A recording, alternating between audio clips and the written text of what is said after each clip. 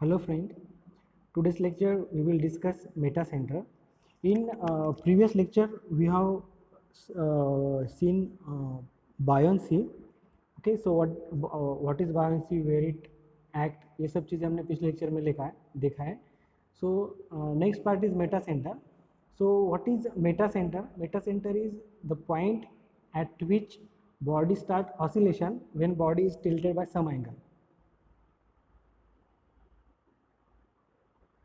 What is meta center? The point about which body start oscillation when body is tilted by some angle.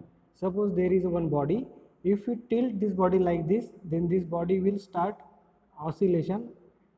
मतलब ऐसे ऐसे इस direction में आएगी, फिर इस डायरेक्शन में आएगा. उसका जो ऑसिलेशन होता है उस ऑसिलेशन कहते हैं मेटा सेंटर. ओके, जिस पॉइंट के वो ऑसिलेट कर रही है उस पॉइंट को कहते हैं मेटा सेंटर.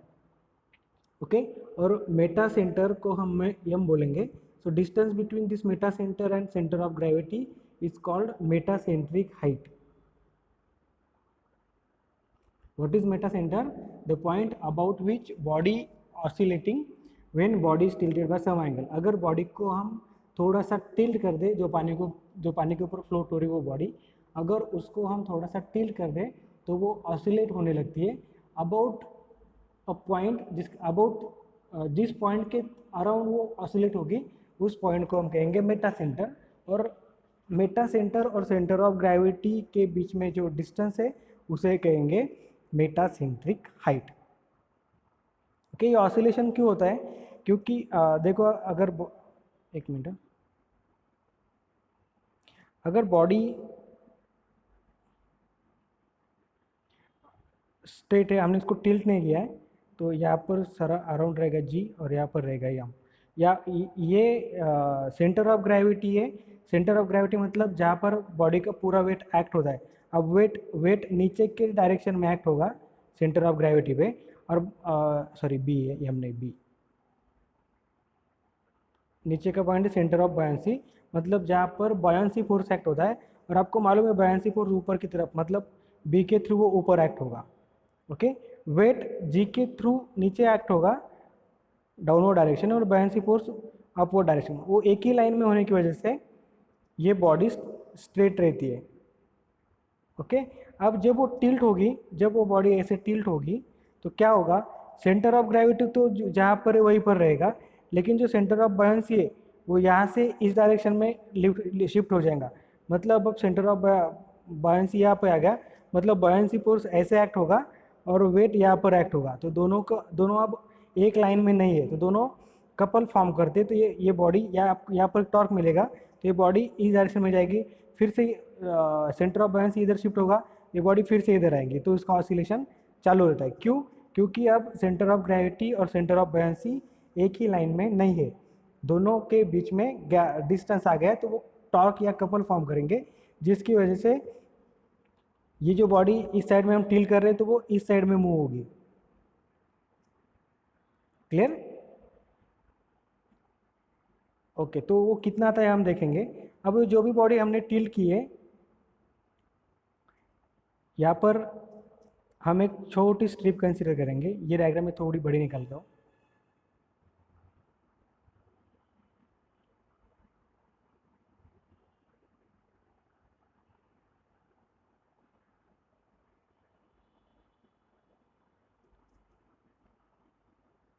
यहाँ पर हमने एक स्ट्रिप कंसीडर की. ये जो मैंने अभी लाइन निकाली वो स्ट्रिप है, वो इस सेंट्रल एक्सिस के एक्स डिस्टेंस अपार्ट है. ओके, और ये जो छोटी स्ट्रिप है उसकी थिकनेस dx है. ओके, और उसकी जो हाइट है, इस स्ट्रिप की जो हाइट है वो h है, समझो. ओके, हमने एक छोटी स्ट्रिप कंसीडर की जो सेंटर से x डिस्टेंस अपार्ट है, जिसका थिकनेस dx है और हाइट h है. ये ऐसा क्यों हो रहा है, आपको दूसरी एक चीज़ बताता हूँ. जब ये बॉडी स्ट्रेट थी तो ऐसी थी, जब वो टिल्ट हो गई तो ये जो ट्रायंगल दिख रहा है, इतने ज़्यादा शेप उस बॉडी का पानी के अंदर इमर्स हो गया. मतलब ये एक्चुअली आपके बॉयंस फोर्स में ऐड हो जाएगा, इतना जो वेट है उस वाटर का वो बायोंस फोर्स में ऐड हो जाएगा। लेकिन सिमिलरली जो पहले ये जो इधर का ट्रायंगल दिख रहे हैं, ये पहले पानी के अंदर था, बाहर आ गया, मतलब this is loss in buoyancy force. Okay, this is addition in buoyancy force, this is loss in buoyancy force. तो वो हम निकाल रहे, तो वो कितना ऐड हुआ वो हमें निकालना है। तो हमने स्ट्रिप को कंसिडर किया जिसका हाइट h था, जिसका थिकनेस dx था, और जो x डिस्टेंस अपार्ट थी इस एक्सिस से। ओके, ये थोड़ा बड़ा करके दिखाता हूँ, अब आप देख सकते हो। ओके, ये ट्रायंगल को मैं फिर से निकालता हूँ। वो स्ट्रिप, ये थीटा, ये हो गया x, और ये अपनी वो स्ट्रिप जिसकी हाइट h है। इस ट्रायंगल को मैंने बड़ा किया यहाँ पर। क्लियर? सॉरी, इस ट्रायंगल को नहीं, ये वाले ट्रायंगल को।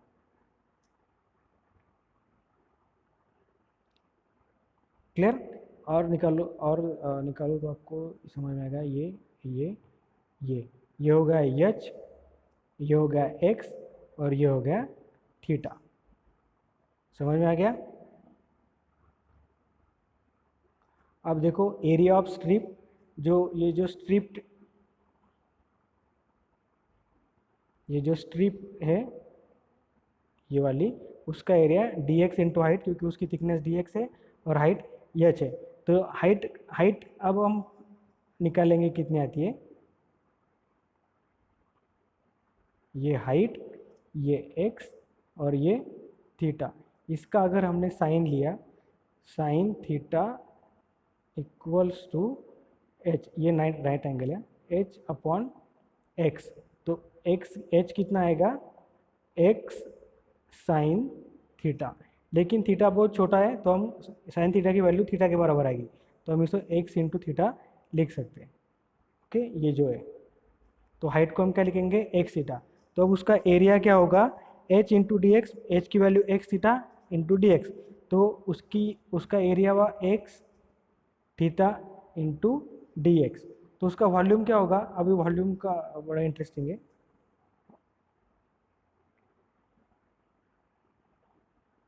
ये जो अपनी डायग्राम बिफोर टिल्ट, इसका हम अब टॉप व्यू निकालेंगे इधर। ये इसका टॉप व्यू है, मतलब ये ऐसे नीचे पीछे जाएंगे ना, तो ये वाला व्यू ये है। तो इसकी लेंथ L है, मतलब जो भी स्ट्रिप हम कंसीडर कर रहे हैं यहाँ पर वो ऐसे रहेंगी। इधर की स्ट्रिप ये वाली, इधर की स्ट्रिप ये वाली, ये डिस्टेंस सेंट्रल एक्सिस, दोनों के बीच का डिस्टेंस x और इसका थिकनेस dx। समझ में आ गया? मतलब ये जो स्ट्रिप है ये इस डायरेक्शन में L है, तो उसका वॉल्यूम कितना आएगा, dx इंटू हाइट, और पीछे वो L है, तो इसका वॉल्यूम कितना आएगा, dx into L into H. तो उसका volume x theta into D x into L. अब उसका वेट कितना आएगा स्ट्रिप का, रो जी इंटू वॉल्यूम, रो जी, और वॉल्यूम की यहाँ पर एज इट इज पुट कर दिया। मतलब उस स्ट्रिप का वेट है इतना, और उसके वेट जितना ही पानी का वेट वो डिस्प्लेस करने वाली है। ओके, अब मोमेंट ऑफ कपल, फिर से इस डायग्राम पर आएंगे हम। यहाँ पर बायोंसी फोर्स ऐड हो रहा है। ओके, मतलब ये जो लाइन निकाली मैंने उस स्ट्रिप, ये बायोंसी फोर्स ऐड हो रहा, और यहाँ पर बायोंसी फोर्स कम हो रहा, तो उसको मैं नीचे के डायरेक्शन में दिखा, तो लॉस इन बायोंसी फोर्स। ये अपना डिस्टेंस है, सेंटर लाइन है, यहाँ से ये x है, और ये स्ट्रिप भी x है। ऐसी ही स्ट्रिप हम यहाँ पर कंसिडर करेंगे, तो वो भी x डिस्टेंस पे है, मतलब दोनों फोर्स के बीच में डिस्टेंस कितना है, 2x। तो उसका कपल कितना आएगा, फोर्स इंटू डिस्टेंस, फोर्स की उसका वेट जितना ही उसका बायोंसी फोर्स रहेगा, उसका वेट हमने अभी अभी निकाला, इंटू डिस्टेंस, उसके बीच में डिस्टेंस 2x था, तो उसका कपल आया 2 rho G L theta into X into D X. Okay, ये 2x मिला के।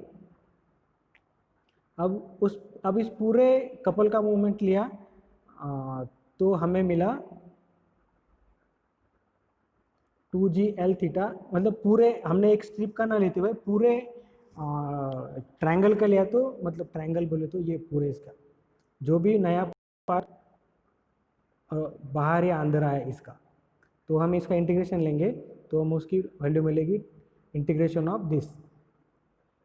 Clear? Now moment of buoyancy force, अब ये जो कपल फॉर्म हो रहा है, ये जो कपल फॉर्म होके इसको ऑसिलेट कर रहे वो इक्विवेलेंट रहेगा ये जो बायंसी फोर्स और centre of gravity couple create कर रहे उस, ये दोनों सेम रहेंगे। समझ में आ रहा है? Because of this addition in buoyancy force and loss in buoyancy force, जो कपल फॉर्म हो रहा है वो इक्विवेलेंट रहेगा जो नया बायंसी फोर्स की लोकेशन है उसके कपल से। ओके, तो पहले G यहाँ पर था, B यहाँ पर था, और नया जो सेंटर ऑफ बायंसी वो B1 है, तो उसका हम कपल लेंगे। यहाँ पर देखो यह B टू BB डैश, मतलब बायंसी फोर्स शिफ्ट हुआ है B से लेकर B1 तो यहाँ पर अब नया बायंसी फोर्स एक्ट करेगा, तो उसकी वजह से इस डायरेक्ट कपल फॉर्म हो रहा है, मोमेंट फॉर्म हो रहा है। मोमेंट मतलब क्या रहता है, अगर कोई फोर्स x डिस्टेंस पे ऊपर अप्लाई हो रहा है तो इसका मोमेंट क्या रहेगा, this force into distance. Okay, अब देखो बायंसी फोर्स एक्ट हो रहा है यहाँ पर और कितने डिस्टेंस अपार्ट B1, तो इसका मोमेंट क्या आएगा, buoyancy force into distance. Buoyancy force है FB, डिस्टेंस है BB1। अब BB1 को अगर आप ज्योमेट्री को ठीक से देखेंगे तो ये एंगल थीटा है, तो ये ऊपर का एंगल भी थीटा था, मतलब ये आएगा ऐसे, ये हो गया B1, ये हो गया B, ये हो गया M, ये हो गया थीटा। अब हमें निकालना है BB1, तो BB1 को हम लिख सकते हैं, नहीं उल्टा हो गया, राइट एंगल ये आएगा।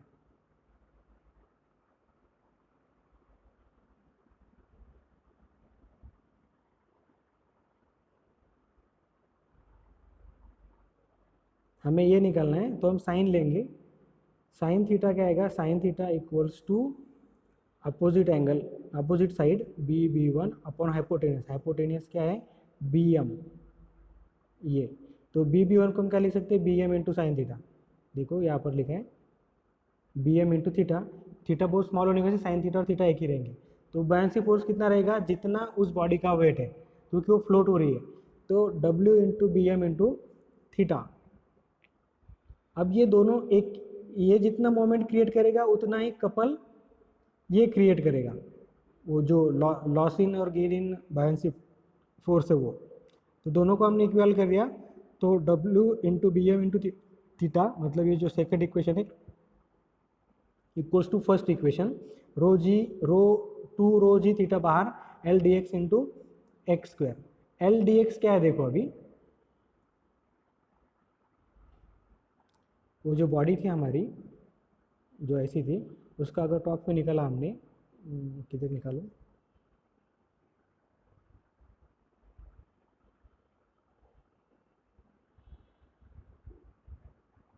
इसका टॉप व्यू, हमने जो स्ट्रिप कंसीडर की थी वो ये है और एक इधर से, तो इस स्ट्रिप की थिकनेस क्या है dx।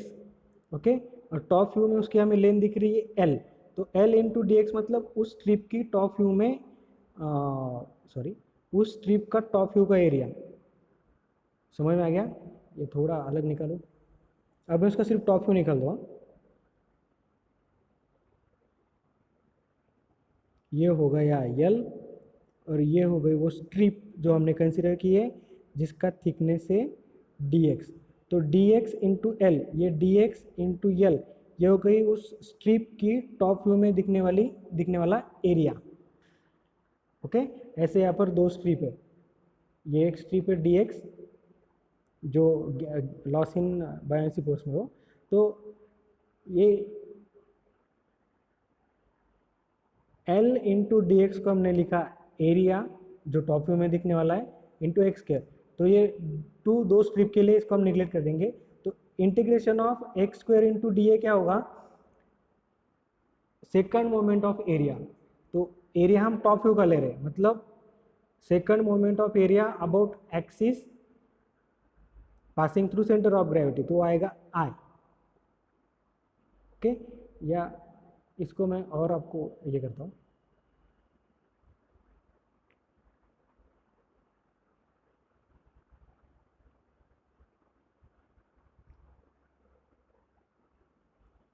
इसका ये टॉप व्यू है, वो स्ट्रिप ये, और यहाँ पर एक एक्सिस। तो हम इस स्ट्रिप का distance about this axis measure कर रहे हैं, मतलब जो भी इसका सेकंड मोमेंट आ रहा है अबाउट दिस एक्सिस है, मतलब जो भी मोमेंट ऑफ इनर्शिया है वो क्या है, about this axis passing through centre of gravity in top view. मतलब टॉप व्यू में आपको जो डायग्राम दिखेगी उस डायग्राम का अबाउट दिस एक्सिस आप मोमेंट ऑफ इनर्शिया लेंगे, वो हो गया आई। ये बात मत भूलो। आप हाइड्रोस्टैटिक फोर्स में हमने जो मोमेंट ऑफ इनर्शिया देखा वो अबाउट सरफेस था, या सरफेस को पैरेलल जो सेंटर ऑफ ग्रेविटी का एक्सिस था। ये यहाँ पर हम आई क्या ले रहे हैं, हम डिस्टेंस ले रहे हैं जो एक्सिस टॉप व्यू में दिख रहा है हमें। तो क्या आई क्या आएगा, टॉप व्यू में जो भी डायग्राम आएगी उसका about this axis moment of inertia. Okay, so ये हमें मिला W into B M into theta rho ji theta into I, इसको हमने आई लिख दिया। तो थीटा थीटा कैंसिल, हमें मिला B M equals to rho g I W. W मतलब वेट ऑफ स्ट्रिप, तो वेट ऑफ बॉडी, तो रो जी इंटू वॉल्यूम, तो ये rho g cancel. B M क्या आ गया, आई अपॉन वी। आई मतलब मोमेंट ऑफ इनर्शिया, वी मतलब वॉल्यूम ऑफ वाटर डिस्प्लेस। अब हमें निकालना है G M. G M means ये वाला,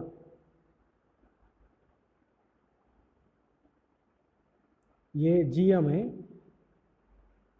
सॉरी, ये एम, ये जी और नीचे बी। हमें निकालना है जी एम। तो जी एम क्या आएगा यहाँ पर, B M minus B G, B M minus B G मतलब distance between centre of gravity and centre of buoyancy, और बी एम मतलब distance between centre of buoyancy और मेटा सेंटर। तो इसको हमने लिखा B M minus B G. B M की value हमने अभी अभी कैलकुलेट की, I upon volume, I upon volume of water displace. So meta centric height कितनी हुई, moment of inertia in top view upon volume of water displace minus distance between centre of gravity and centre of buoyancy. समझ में आ गया। तो ये हो गया मेटासेंट्रिक हाइट का फॉर्मूला। जीएम क्या है, मेटासेंट्रिक हाइट। ओके, तो कल हम इसके ऊपर के न्यूमेरिकल और उसकी स्टेबिलिटी क्राइटेरिया देखेंगे। Thank you.